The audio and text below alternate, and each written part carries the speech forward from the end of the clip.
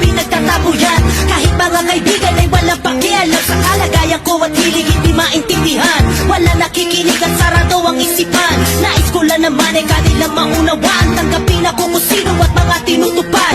Handa kong harapin ang pagsubok kahit tuwan. Lahat ay kaya, basta't marunong magmahaling mamahagi ang biyaya sa harap ng may kapal. Ipaglaban ang talento na pinangahawakan kung ano ang dahilan sadyang hindi nila alam. Magulang ko'y